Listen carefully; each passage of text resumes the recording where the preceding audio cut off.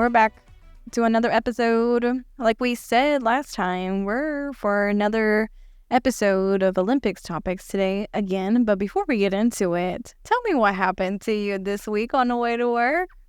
Did you almost get arrested? Yeah. They told me to spread it and put my hands on the front of the patrol car. Spread it, huh? Pretty much. So tell us. Well, oh my gosh, stressful just thinking about it. So basically, I had just left the gas station, right? I was on the way to work, got my drink. I had a cigar that day, and I literally just lit up the cigar, just opened up my drink, got the first sip in, right? Not alcoholic, right? No. It was I think it was a cherry Coke. And so I'm just driving normally, right? I have my windows rolled down, and I'm just driving. And I guess there was a police officer, like a patrol car or something, that I don't remember if he turned from another light or he was just in the other lane, but he was start off in the other lane. I see him. I'm like, okay, let me make sure not to swerve or jerk the car or do anything dumb, get on my phone or anything like that. Then I just see him. He just goes like, merges over, and he gets behind me, and I just get that feeling, and I'm like, please don't do this right now. Next thing you know, lights me up. So I pull over 2 minutes away. I could walk to where he pulled me over from the front of my apartment. It's like, it was unreal. It's like, dude, I live right here. Or why? And so he pulls me over, and I just get nervous because I've been dealing with a lot of like anxiousness and like anxiety recently. And he just, I pull over, I put the car in park, whatever. I pull my wallet out, and I start trying to grab my license and my insurance and stuff just to have it ready whenever he gives it to me. But I started getting so anxious so fast that I couldn't even get like my head like to think like, okay, where's my registration at? Or not my registration. Where's my insurance? And it's literally like right behind my driver's license. Mm-hmm. So like I pull out my driver's license, and then I didn't pull out my insurance. I just left the wallet there because I'd like felt myself getting overwhelmed and like anxious. And, he walks up and he's like, okay, the reason why I stopped you today was because of your registration. So I'm like, and my registration is out right now. So I'm like, okay. But at this point, I start to feel myself having an anxiety attack. So like, right. And that's never, I've been pulled over before, and I've only gotten a ticket one time, and that was years ago. And, I never really have gotten that like anxious or like had anxiety that bad while getting pulled over. But I felt myself like starting to shake whenever I was like grabbing the driver's license out of my wallet, and I started getting real nervous, and I'm going to hand it to him, and he kind of just like leaves, like he just like sees my hand shaking, so he just didn't grab it like instantly. Like he took a second, he's like, okay, and your insurance. And then I give him my insurance. I'm like, sorry, I never really get anxiety like this. I just feel like I'm having anxiety attack. Oh, you told him that? Yeah, I tried to tell him. Yeah. Because I'm like, dude, that's why I'm shaking. It's not like I have like a freaking 2 bricks of white stuff from Mexico. Like, I don't even look, you know what I mean? And so he just starts asking me all these questions. Oh, he's like looking, he's like, okay, where you heading? Where you heading? I'm like, I'm going to work. Like, dude, it's 9 a.m. Like, I'm going to work. And he's like, oh, okay.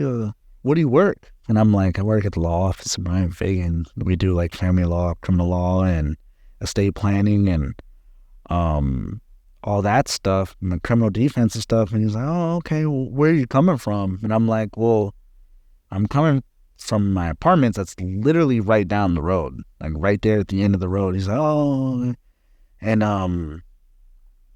then what did he do? He asked me like all of those questions, and then I was like, yeah, I just, I actually have my inspection right here. I just have to go get the registration And I try to tell him, like, it's just been difficult to find the time and, to manage everything. It's one of those things where it's like, it's silly, it's stupid that you forget and it's important, but it's like, I didn't all the way do it.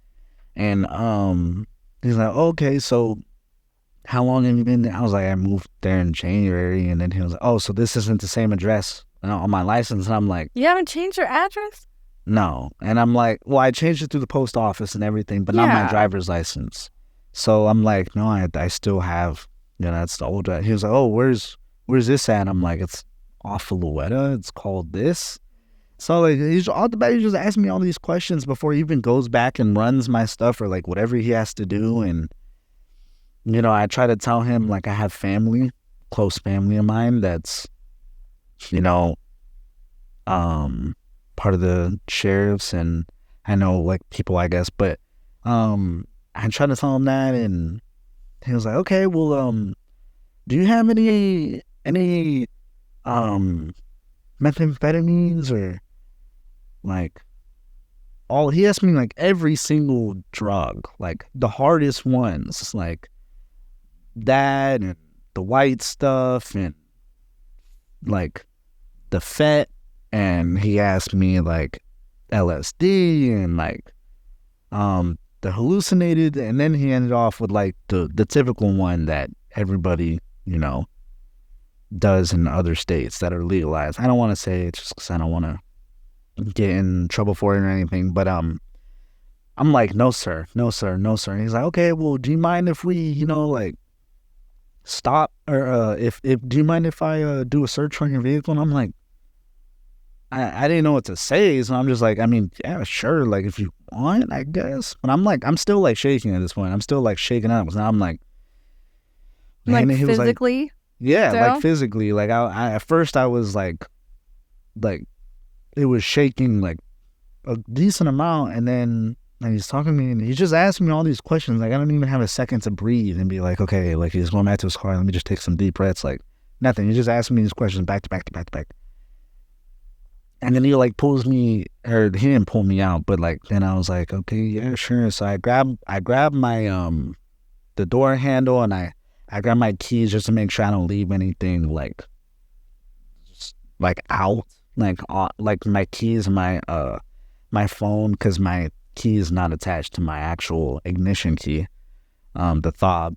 And so I grabbed the fob because I had it on my backpack. So I grabbed that, brought it with me, and then that's when I grabbed it on my backpack, I realized there's a whole nother patrol. There's a whole nother officer that's like creeping up, like Debo from Friday, and just like looking over here, like on the side of my passenger seat, in the rear passenger seat window, and I'm like, oh my God, there's two of y'all, and she's just been creeped up right there the whole time. I had no clue. So I get out the car, and I'm like, okay, go ahead and like spread your legs and put your hands on the hood. Also, they did frisk you and all that. Yeah, they're like, do you have anything that'll, any weapons, anything in your pockets? And I'm like, no, I don't. I have my keys right here. And he was like, whoa, just keep your hands up. Keep your hands on the hood. So I'm just like, oh, okay, well, I have my keys right here, and then my phone, and then my wallet's in my back pocket. I'm like, I'm trying to tell you everything. Literally everything is in my pocket. So he takes everything out of my pockets. He passed me down and stuff. And he's like, okay, just stay right here. And then like, I'm like, okay. And then like out of comfort, I just like put my hands like in my pocket, like not in my pocket, but like I brought my hands down. And then again, they corrected me. And they're like, well, just keep your hands here and don't reach for anything in your pocket. And they're like, don't reach. Okay. Don't reach. And I'm like, dude, I'm So I'm like, what is up with y'all? So then he starts going and he searches through my whole car, the whole thing. And he pulled me over for registration. So he pulled me over for registration, saw that I was shaking, and then searched the whole car, searched through every pocket in my backpack. Trunk. He searched. Do you know them little things in your back seat that they lift up? They're kind of like hooks. They're behind your seat.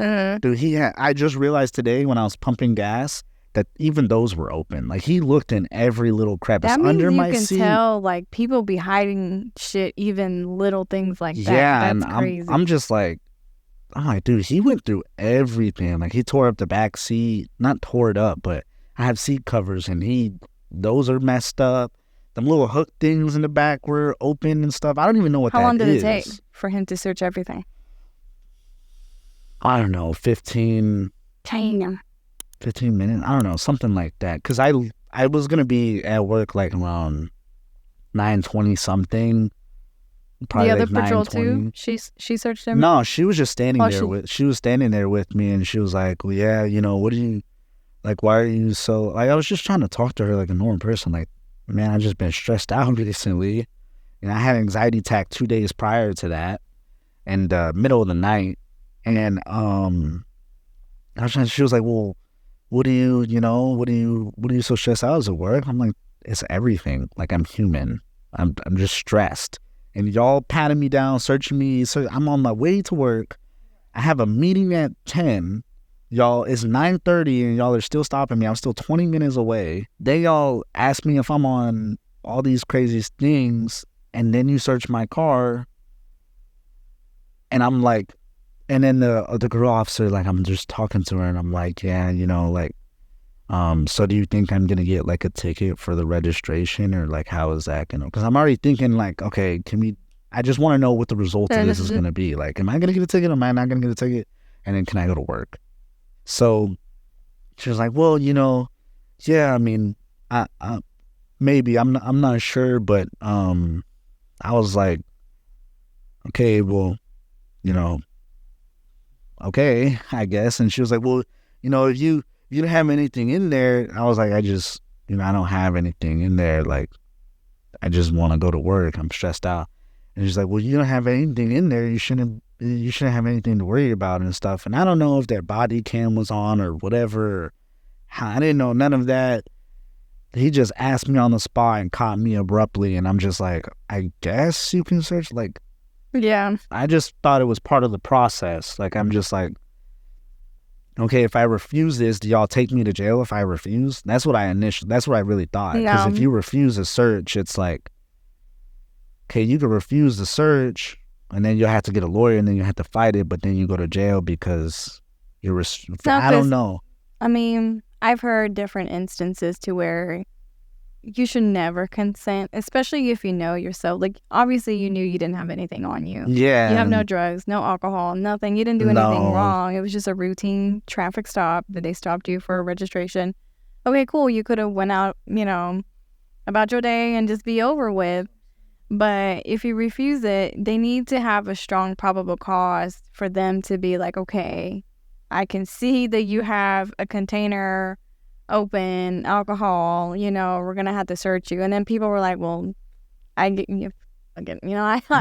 up, you know, so that's fine, but you didn't have anything. So, and then after all that, he comes back and he's like, and you know our little like LOBF screwdriver flashlight things, the silver things.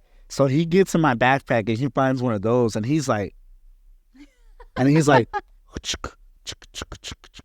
it rattles. Mm-hmm. And I was with the girl officer, and I started like giggling, and she was like, what? Like, what? And I'm like, oh, there's just nothing. He's just shaking it, rattling it's a screwdriver, but he's rattling it like a baby toy. And he's like this, and he's like listening to it. I'm like, if you pull it apart, it turns into a screwdriver. And he's like, and so I'm just like, dude, this guy. And he finishes searching through all my stuff, trunk, everything. And I'm just like, oh, see, this is embarrassing, because it's like my trunk's not clean. Mm-hmm. Like, my trunk still has stuff from whenever I moved out. And so I was like, it's embarrassing. Like, he's going to go through my trunk, and I'm just like, bro, it just feels like embarrassing. The whole thing's embarrassing. You're making me go through all this. And it's like, dude, I'm literally just anxious. I'm having an anxiety attack. I'm on my way to work. I'm late. I'm wearing a white tee. I have my shirt and stuff in my backpack. Like, if that's not hard to tell, laptop, shirt, like, you know, it's like, and then he was like, all right, well, you know, I'm just going to let you off with a verbal warning. And then I'm like, okay. And he was like, yeah, I'm just going to be blunt with you. You know, you seemed really nervous, and, you know, I'm searching for bigger fish or something like that. And I'm like, what? That's dude, crazy. I'm like, he knew he was about to get paid. I'm like, okay, well, y'all be safe out there. I tried to shake his hand, and he was just like, I wonder if he was to still give you a ticket.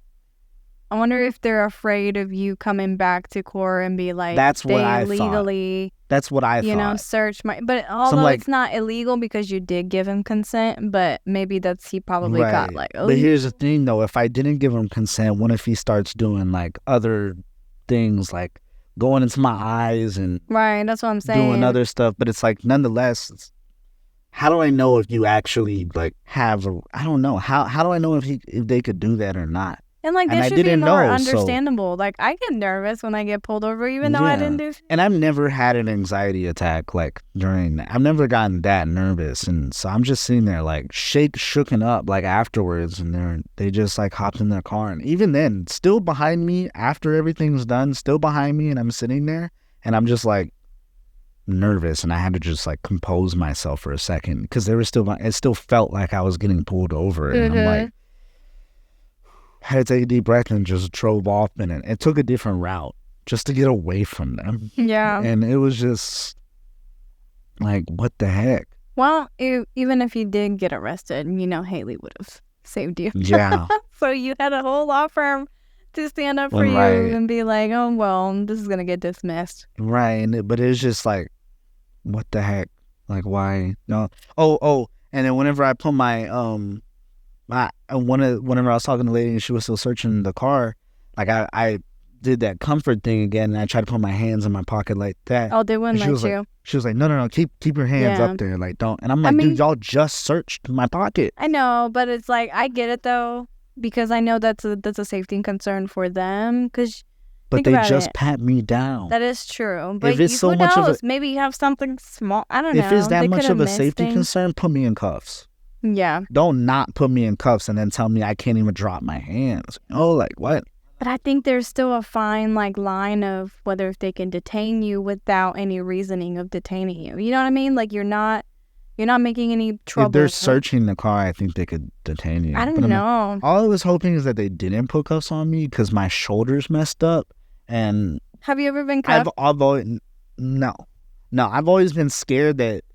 Like, if a situation like that were to ever happen, which I doubt it would, but that when they cuff me, if they roughhouse me and my shoulder pops out, I've always been terrified. Like, it gets me anxious just thinking about that. And so I'm just like, dude, y'all just search my pockets. What am I pulling? Like, dude, I'm just putting my, like, it's a comfort thing. It's like whenever people, tap their leg or like something like that, or it was a comfort thing. And so they were so like... You have to be careful, man. Like my husband's black, and racial profiling is a real thing when cops pull you over just for the sake of pulling you over. So like he would tell me all the time to where he grew up, his parents or his mom really or his uncles teaching him how he should behave and act in front of cops, and that's not something that I was taught. I'm white, and so it's crazy to know that it's a real thing for certain cultures and races to where you have to be careful how you interact with them because they can easily like mislead you because they literally go through classes and courses how to interrogate them, what kind of psychological tactics you can do to make them confess to a crime that they I feel like that was the tactic was to just ask me roughly, you might have researched the car? And it's like, if I don't, and somehow, like, you say something and you get even more nervous, like, get into your head, like, what, do I have something? Yeah, because it's like, if I say no, now he has me saying no to a consent to search and me, like, shaking in the traffic stop. So, like, those two things, what if that's enough? Mm-hmm. So I just, like, whatever you want to do to get this over with, cool. I just be as cordial as possible when I do pull over. It's difficult because, like, there's, like, racial profiling and then there's like criminal profiling, right? And it's a very, very, very fine line in between on whether it could be considered racial profiling or criminal profiling, because it's like criminal profiling, it's like, officers know time and time over and over, like they meet the criminals, they know what they do, so it starts showing patterns of how criminals operate in times that there was something wrong or something like that and they did find it. But then there's times where it's like, it could just be a normal person and, you tried to use the same patterns and stuff that you typically understand about criminals, and you make the wrong move, now it turns into racial Because I'm profiling. pretty sure, So like, it's they knew they were going to find something on you just based on your behaviors, you know? Even though they didn't see anything in plain sight, but that should have been she enough, was searching you know? she was looking through all my stuff. I'm like, dude, I don't have nothing in there but a basketball, some clothes, and a Ninja Turtle bicycle in my trunk. You have a bicycle in your trunk? Well, it's like a little kid one. It's like the old school Ninja Turtles, like Teenage Mutant Ninja Turtles logo. It was my brother's whenever he was a kid, so. And then hangers and stuffed animals. So I'm like, well, it's kind of embarrassing. It just so random. I just feel violated. I know. And he's like looking through the stuff, hoping to find probably like a brick or something. And he just finds stuffed animals, a basketball, Who is this guy? an old Teenage Mutant Ninja Turtle bike, like hangers. Oh my God. You live out of your car. He's looking in like my trunk, and it's like, like automotive stuff, like tools and stuff that they use. They usually have them in like cases that comes with their car. He's like opening that up. I'm like, damn, guy, I'm a normal dude. He should have at least stopped and be like, all right, especially with the stuffed animal, like. That's what I'm saying, but no, he finished it through, and then he let me go, and then. Imagine he would rip that shit apart. Maybe no. Somebody was so into the stuffed animal. No, I would have. He would have been crazy if he did all that. Nah, he would have gotten in trouble for that, because I know people. Yeah. Like high people, so it's like, it just, I don't know. I didn't necessarily feel like I was violated, but I felt like it was embarrassing, and it was like, it's embarrassing because it's like, one, I know you don't probably think that a guy with a beard that looks this good can have anxiety, but come on. I do. Okay? I know. Big whoopee. Anyways, on that note, so we're speaking of violation and all the criminal things today, we're talking about criminal. Also, full disclosure, we are going to start talking about sensitive topics regarding like sexual assault and sexual abuse.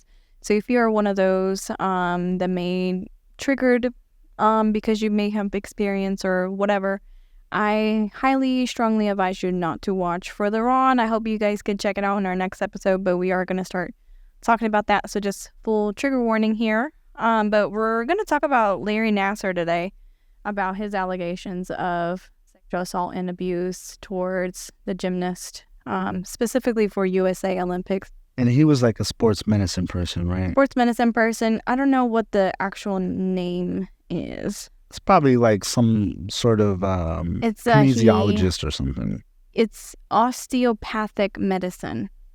That's his degree. We'll just say sports medicine. Sure. But it's like sports medicine, like if you have cramps, you have to release the tensions in your athletes. Muscles. Right. So he attended MSU, Michigan State University, and he got that degree, College of Osteopathic Medicine, with his medical degree. And his incident actually started really in the early 80s. Late 80s, when he started working with the MSU gymnastics team while completing his residency. His involvement with gymnastics deepened over the years, and he quickly gained a reputation as a skilled and caring physician. And Nassar's career... Skilled and caring. Right. And I think that's the... Maybe we should give the background of what he is mean, or what he got charged. Well, we'll get there. But he... How do I say it? It started even when he was completing his residency. So that's what I'm saying. I'm going through the timeline, Cody. Dang. But anyway, so he quickly gained a reputation as this, like I said, skilled and caring physician. And his career took a significant turn in 1986 when he joined the USA Gymnastics to governing the body for the sport in the United States. He was appointed as a national team doctor, a role that allowed him to work closely with elite athletes, including Olympic gymnasts. So he's been in the industry for a really, really long time. And his allegations started in the early 90s when people were concerned about his behaviors of touching inappropriately to younger girls and teens and even women. I think there's even as young as 6 years old that he was abusing these girls. And they were abusive behavior, like I said, began in the 1990s. Exploiting his position as a trusted physician, he used medically unnecessary and invasive procedures such as intravaginal adjustments under the guise of legitimate medical treatment. His manipulative tactics and friendly demeanor allowed him to gain trust of athletes, their families, and coaches, in masking his true intentions. So he was charged with... He was charged with assault. But like I said, like, it started to come out. More and more people would have questions about his behavior. Inappropriate assaults. Yes. He wasn't the abuser that would take the girls home and abuse them or rape them or anything.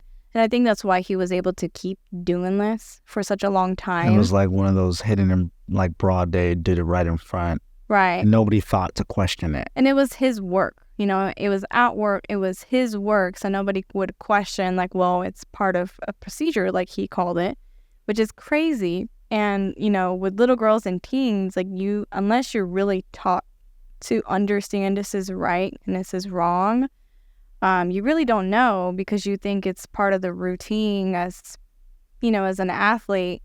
They have to touch you in the places where it might be uncomfortable and it may not be okay, but okay, well, in this instance, like, it has to be because he's a doctor. He knows what he's doing, and he's trying to help me train for something big as the Olympics. You know, it's not just a guy coming in and checking out to see what's wrong with your hips and your thighs, and just because you do this on just as like a hobby. You know, this is legit somebody's work. It's almost part of the progression of all the people that went in there.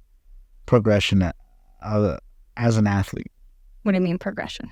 It's not like they could have just gone to any other like doctor or something, you know, like this is a renowned place, right? Because he was he was like appointed, like the person that everybody goes to. Yeah. So like, I mean, he worked for USA Gymnastics. For most of these people, you know, that was part of the route that they had to take to proceed and to go forward in their training and stuff. So that's what makes it messed up, is because it's almost like a filter, like everybody had to go through him. And people may, like I said, people did try to speak up. Parents, you know, hey, I think this is an inappropriate behavior, but I think they kind of I mean, of course, like, yeah, they didn't believe them, but at the same time, like, well, it can't be him. You know, he can't be doing that. I mean, he's such a nice guy. Like, he really presented himself, as they call the golden retriever,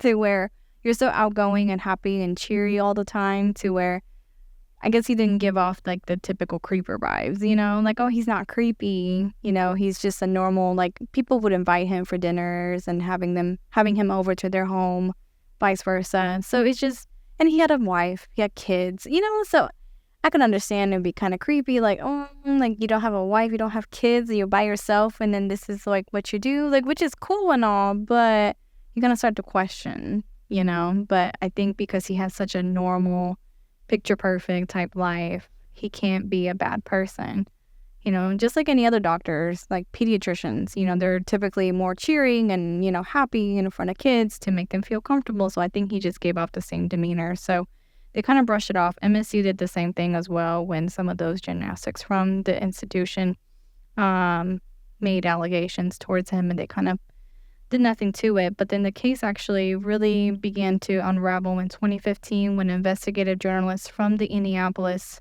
Star exposed systematic failures within USA Gymnastics, highlighting the mishandling of sexual abuse allegations. This led to a federal investigation and Nassar's arrest in 2016, and he was charged with multiple counts of sexual abuse and possession of inappropriate images, with over 37,000 images discovered on his electronic. Underage. Yeah. Yeah. That's crazy. Yeah, it's... And after he was arrested, he even reached out to somebody at his office to see if he can retrieve the files from his desk, and they were like, no, you can't. No, you've been arrested. No, we're not giving any files to you. Disgusting. So he was trying to quickly hide everything. It's actually so disgusting. Yeah. I actually have a point which I'll come to later. Anyway, so in 2017 and 2018, during his sentencing hearing, which, by the way, I thought it was odd that he just immediately pled guilty, because, I guess it's sometimes not a strategy odd to see what lawyer you get strategy. lesser sentence. It's like, and I bet you, he had can too fight many it evidence and exhaust all against these him. resources and end up with less than what you would. Yeah. By just pleading guilty and then working on a plea or some type of deal or something. But when you're that much of nothing, it doesn't really matter. And I think his evidence was stacked against him. And what can you have over 150 plus counts of reports that people were probably willing to testify yeah, about you and what you've done and the things that you're doing at your job. And on top of that, you have all these inappropriate, terrible things on your computer that nobody should ever have. What are you gonna do? What are you gonna, what? Are you still gonna try your little picture perfect golden retriever thing then? Or are you gonna just say, oh, I surrender, I give up? Okay, so as I stated in numerous episodes, I think I mentioned in the first and maybe the second episode, my major is in criminal justice. One of my two favorite classes, one was victimology. I really, really loved that class. What is that about? It's learning about victims and the characters. So the big conversation that we had in that class is how sexual abuse and that kind of sexual assault is really, really underreported. And the cases that even does get reported, police basically kind of, how do I say it? They get re-victimized because then police starts to blaming the victims. Well, you shouldn't have been wearing that.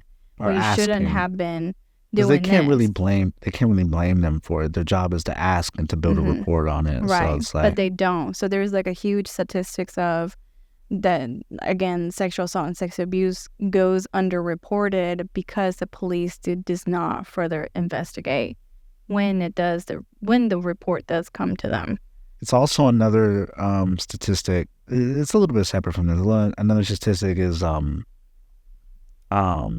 domestic violence, wives playing victim when it's actually the wives and the husband goes to jail for it. Yeah. Whenever they're the one that attacked him. Yeah. They always take the wife, And it just sucks because it ruins it for a lot of women who are actually going through real abuse, but then women like that, it just kind of ruins it. And I think that's it's why the same thing too. They get re-victimized all the time too, because again, the women actually get re-victimized from the police and the authorities to where now they don't feel comfortable to come forward with incidents like that because they're not going to believe me anyway, so why should I report it? And so we did a lot of study on that. It's social embarrassment, I think, plays. Especially from men. Men gets abused too. I think that's probably the worst thing that could happen to a man. Oh, yeah. Psychologically. For sure. Because, that's everything. Your manhood. That's your... You think about back then in the days, psychologically how our brains are wired is in tribes, the man would be the one to go out and hunt and stuff like that, while, the nurturing and crops and stuff, were typically left for the wives or the children, the women and the children. So it's our brains are almost wired to be like that, a leader and honorable and yeah. And I'm sure it's and embarrassing. It just crashes it. Well, it's embarrassing for both sides, for both genders. It doesn't matter what it's gender. A terrible thing nonetheless. Yeah. It's super it makes you feel so small. And it's terrible. It's just it doesn't matter who it happens to, whether you're a man or a woman. It's just it makes you feel so belittled, and it makes you not want to speak up about it, no matter which route it goes down. It's just who wants to talk about that? Who wants to relive it through thought, through words? For sure. I think the reliving part is probably the hardest part. Knowing you have to testifying in front of that person too, because you kind of want to not want to deal with it again. Right. Wrenching feeling Right. So that's why like a lot of people don't go forward with it, which is completely understandable. In another class that I really enjoyed, I can't remember the actual class name, but his way of teaching was to learn. I think it may have just been like a criminal behavior. I can't remember. But anyway, it's just learning about criminals and their behaviors. And in one class, he even brought an inmate from prison, because I was studying in Huntsville, Texas. So there's prison right there, literally in our backyard. So he brought an inmate in, and he talked about what he did. And after he left, we were all discussing, like, do y'all believe him? Do you guys believe that he was innocent? Because he was pleading that he didn't do this, yada, yada, yada. So that class was really cool, but it was cool because, again, like one of those lessons, he was teaching us about, sexual abuse and child abusers and things like that. And he believes, in his own opinion, that he thinks people with those intentions are not curable. Who thinks that? The professor. Like, you can't cure... I think that too. His opinion was that you can't cure somebody... Like, you can rehabilitate somebody maybe who has anger issues, right? Or, like, drug users, whatever. But people who has intention to hurt and sexually abuse children or even just people in general, his opinions that you can't cure them. I think if you're gonna... but that's the thing, though. If you just say that about, like, people that... need rehab and stuff, you have to say it with that too. Mm-hmm. It's all part of the same thing. And I think it has to do with working on your control over it. And that's what he said. Working on your control. Controlling your impulsive that want to, like, need to do that. You have to go through therapy and understand you have to suppress those actions or want. But I don't think it ever goes away. I don't think. Yeah, that's what he's saying. I don't think he does for either. Something like that, it's like throw them in a pit. Right. It's like, so there's also another statistics. I wish I would have like had the actual facts to this, but there's statistics to where there's a lot of, don't quote me, not a lot. There's some presidents in our country who have been, how would you say it? That you can say that they're psychopaths. Why? And that they're really good with manipulation. Psychopaths are. And there's two ways that people can manipulate their psychopathy, is that you either use it, to abuse people with your power, or you use it for good intentions, like being a good leadership, because you have the ability to manipulate people. So then you're able to have your people follow you and listen to you. So there's two ways. So there's like a study, like linkage of some of our president who are considered a psychopath, but they use it for good use. But then there's also criminals who use it for bad use. So there's a lot of linkage too with, again, abuse, murder, things like that. The psychological aspects and the patterns that they share. Yeah. So it's like, if you learn how to suppress those and learn how to cope, that, okay, these are bad behaviors, you should not be thinking about this. But it could also make you a manipulative mind. Mm-hmm. So I thought that was interesting. But those classes were really fun. And it's just, I like learning behaviors and the study of like psychology, our brain, and those are so science. Interesting to me. So like, I mean, obviously we don't agree with Larry Nassar's actions. Michigan have the death penalty? No, they do not. So he was sentenced 60 years in federal prison for child pornography charges, an additional 40 to 175 years for sexual assault in Michigan, ensuring he would spend the rest of his life in prison. The case led to significant organizational reforms within USA Gymnastics, MSU, and the broader Olympic community, including the leadership changes, new policies for athlete safety, and substantial financial settlements to survivors. I believe I think MSU alone paid out like $300 million to their victims for the settlement. That's a lot. I think that's the biggest. 150? Yes, there were at least 100. What's 300 million divided by 150? 150 women and girls provided powerful victim impact statements. But those were just only the people that provided those statements. So there could be I'm sure there's way more than 150 over like the span of 20 years, 15, 20 years. So 300 million divided by 15 persons? 150. 150. 150? Mm-hmm. Let's just give it Because average. I'm curious on what each victim got. But again, $10 this is million. 150. 10 million. I mean, again, this is just 150 women that actually testified. That's and gave their reasonable, though, statements. isn't it? Is it reasonable? I don't know enough about other cases, but that seems like a big settlement. 10 million each. It's just that my thing is, But how can you... money doesn't make everything right. It doesn't. doesn't. Sure, But like... it can help cover a lot of the things that can help you Sure. get better. Sure. You know, if they use it for good purpose. That would... But leave it up to me. you're always going to remember that happened. Guys getting Spartan kicked off of a cliff by Mario. And apparently he got stabbed with the first 3 weeks of him being in prison. That's it? I mean, what do you Was he mean? killed? That's it? No, he's Oh. still alive. He is not dead. Unfortunate. Unfortunately. You know, okay, how do you feel about death penalty? Speaking of that. Do you agree? Honestly, Now, we I are in think- a state of Texas, I which think- they do allow. I think evil exists. And if there was an instant way to be gone with evil, it would be that. Mm-hmm. So, like, people like him, send him to the chair. Devil's advocate, right? So when people have this debate all the time, it's like you're also committing murder too. The state is. So how is that? Because he's also human. He should have his human rights too. I think you give up your human rights once you take another human's rights away from them without their say. Yeah. Once you become somebody like that, what rights should you have? Are you telling me that they should have rights after committing something like that because they're biologically human? I mean, they do though. Like just like the facility, the prison still has to make sure they're getting fed, a couple times a day. They're getting their exercise. But there's other criminals in there. I think people like that are evil. Yeah. I think people like that, who's going to be mad?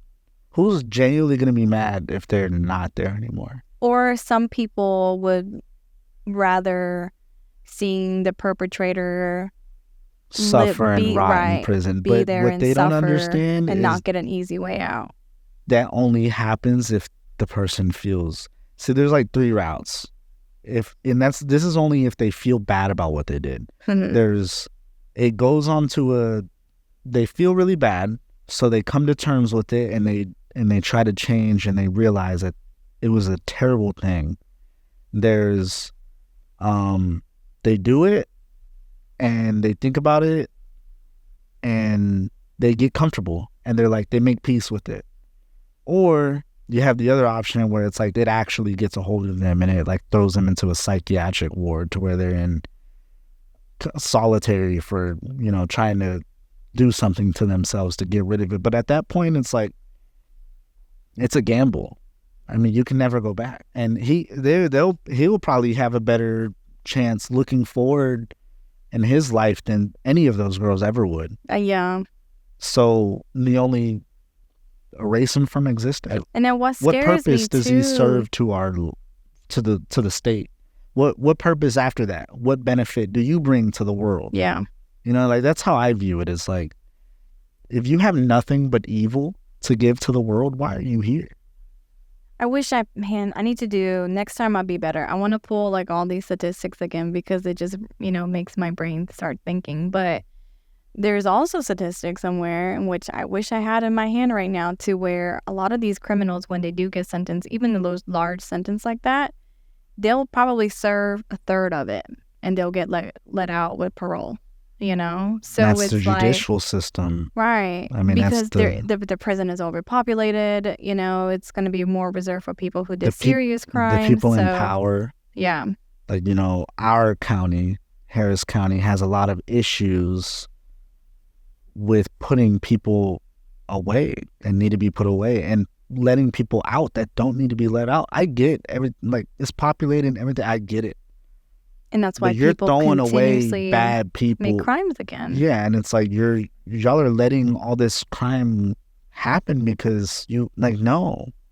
Yeah. And crimes like that, like bad crimes like that, anything having to do with anything that he did, anything involving children, anything involving like something that's nothing but like pure innocence, Mm-hmm. and you're stripping that away from them.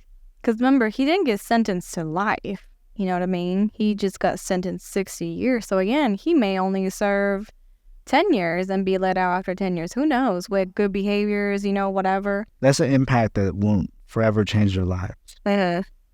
And I'm like wholeheartedly believe like there is evil people in this world, and there's no cure to the evilness. There's no cure. Yeah. But you can erase them from existence. Yeah. I agree. I agree with death penalty if it was my decision, I'm sending him to the chair. Yeah. Well, they don't do the chair anymore. They do the injection. Firing rate. Oh. Yeah, it's not an electric chair. It got banned like years and years ago. Which also in my lethal injection. Yes. I was about to say the firing squad. No. They don't do that. But I also had a chance to go and watch an execution while I was in Huntsville. What? Yeah. Are you serious? Did you watch it? No. So the thing is, the crazy part is the body just goes limp. we took a tour for that prison where they do host the execution. So that was part of class. It was a grade, right? We go, and it's so eerie because you're literally inside prison. Like the prisoners I probably are just would have right watched there. it. And it's minimum security prison, so they didn't do like crazy heinous crime. They're just there for like petty theft or just petty crimes. So they're not by all means dangerous. Actually, there was a bunch of people in a cage. When I say cage, like just separated, I think there's people that are about to get deported. Just locked up and they're written by the front office, just waiting, I guess. That's crazy. But anyway, so we took a tour, but the problem was they were doing some cleaning or some maintenance thing for the execution chamber, so we couldn't get to go in. But I mean, it's open to public execution. It's open to public. People can go in and watch. I don't think I would mind going there, but I probably would have watched it. It's not a choice that I'm gonna. Let's just go watch. I don't think it's if it was choice a class, that I would have watched it. I think I would have too. I don't know. I mean, I know I'd be fine with it, but Yeah. would you really be fine with watching? I think I him? would too. I think, like I said this before. I think I have a strong stomach for that kind of stuff like that. Because I think I have empathy. it's quick. But no, well, it's not as quick. It's quick. It's nah. Lethal injection. Check it. Fact check it. How fast? I don't think it's that quick. I don't think that I don't think it's a minute or anything. I'm pretty It's definitely sure longer than you getting shot to the head. It's not 10 minutes. No, it's not. Oh wait, yes, Yeah, it a is. shot to the head is, like, obviously. instant. But I would say it probably takes anywhere from like 1 to 5 minutes. Yeah. For like that type of stuff to go through your blood and your veins.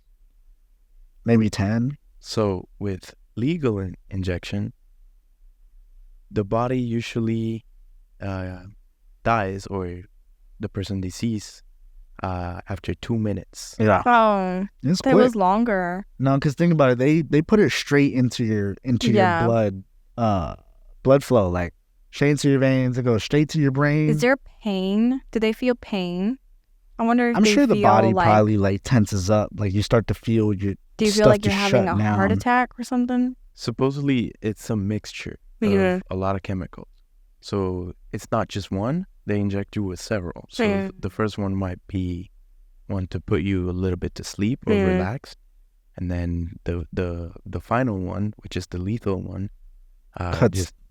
yeah. It cuts all the cords probably. That's probably where their brain just shuts down and stuff. So If you know that you're in prison and you're gonna be put into execution, what is your last meal? that is a fantastic question. And I think that my last meal would probably be like a Wagyu steak. Give me some like real deal, perfectly cooked French fries from McDonald's. Well, what? Give me McDonald's. queso and spinach artichoke dip, and probably like a milkshake, and I'll be good for it.